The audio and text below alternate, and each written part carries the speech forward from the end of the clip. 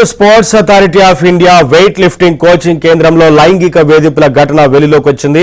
Hostel in charge coach Vinayaka Prasad తమను వేధిస్తున్నారంటూ బాలికలు ఉన్నతాధికారులకు ఫిర్యాదు చేశారు. దీంతో వినాయక ప్రసాద్ పై పోక్సో చట్టం కింద కేసు నమోదైంది.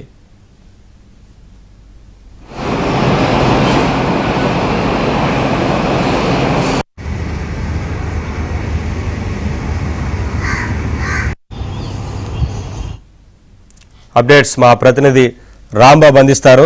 రాంబాబు, వినాయక ప్రసాద్ మీద ఇప్పటికే కేసు నమోదైనట్లు తెలుస్తోంది కదా, ఏంటి వివరాలు?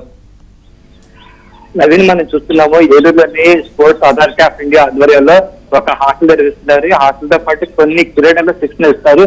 ప్రధానంగా వెయిట్ లిఫ్టింగ్ తో పాటు అథ్లెటిక్స్ అంశాలను శిక్షణ ఇస్తారు, ఇక్కడ ట్రైనింగ్ ఇస్తారు. ప్రస్తుతం ఈ హాస్టల్లో దాదాపు 50 మంది ఉంటున్నారు. వీరు కొంతమంది బాయ్స్ ఉన్నారు, అదేవిధంగా స్పోర్ట్స్ ఉమెన్ కూడా ఉన్నారు. అయితే ఈ హాస్టల్ సంబంధించి ఇన్ఛార్జి వినాయక ప్రసాద్ వ్యవహరిస్తున్నారు.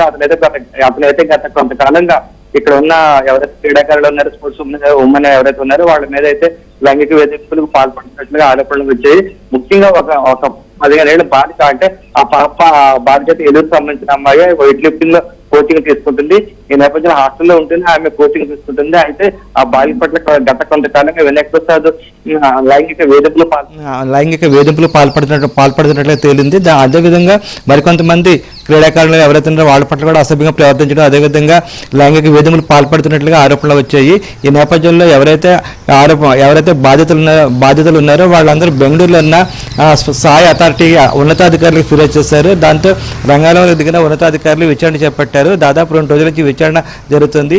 ఈ విచారణలోని కోచ్ వినాయక ప్రసాద్ లైంగిక వేధింపులు చేస్తున్న విషయం వాస్తవమని తేలింది. దాంతో అధికారులు వెంటనే స్పందించారు. ఎవరైతే లైంగిక వేధింపులకు గురవుతున్నారో ఆ బాలికతో నేరుగా ఏలూరు 2 టౌన్ పోలీసులకు ఫిర్యాదు చేయించారు.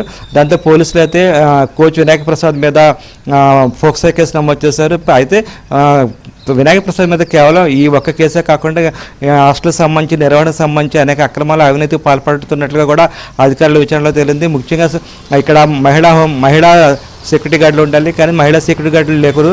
అదేవిధంగా కొంతమంది వాస్తవంగా అయితే దాదాపు 8 నుంచి 10 మంది సెక్యూరిటీ గార్డులు ఉండాలి, కేవలం 2 మాత్రమే సెక్యూరిటీ గార్డులు పనిచేస్తున్నారు.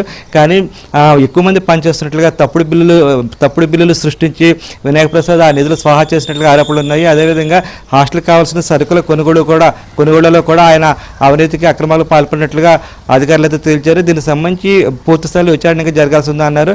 అదే సమయంలో ప్రధానంగా అయితే లైంగిక వేధింపులకు సంబంధించి మాత్రం పోలీసులు అయితే విచారణ చేపట్టారు. కేవలం ఈ ఒక్క బాలిక పట్ల కోచ్ వినాయక ప్రసాద్ లైంగికంగా వేధించాడా లేక ఇంకెవరైనా ఉన్నారనే కోణాల్లో కూడా వాళ్ళు విచారణ చేపట్టారు. హాస్టల్లో ఎవరైతే ఉంటున్నారో వాళ్ళందరికీ కౌన్సిలింగ్ ఇస్తామో, కౌన్సిలింగ్ ఇచ్చిన తర్వాత ఇంకెవరైనా సరే అతని పట్ల అతని బారిన పడి అతని ద్వారా లైంగిక వేధింపులకు గురైన వారు ఎవరైనా ఉన్నారో వాళ్ళతో కూడా ఫిర్యాదు తీసుకుంటామని చెప్పేసి పోలీసు అధికారులు చెప్తున్నారు. మొత్తం మీద అయితే సంఘటన తీవ్ర సంచలనం సృష్టించింది. ఎందుకంటే సాయి హాస్టల్లో ఉన్న వాళ్ళందరూ ఆర్థికంగా కాస్త తక్కువ తరగతికి చెందిన వారు ఇక్కడ హాస్టల్లో ఉంటూ వీళ్ళ వెయిట్ లిఫ్టింగ్ ఇతర క్రీడల్లోని ట్రైనింగ్ తీసుకుంటూ ఉంటారు.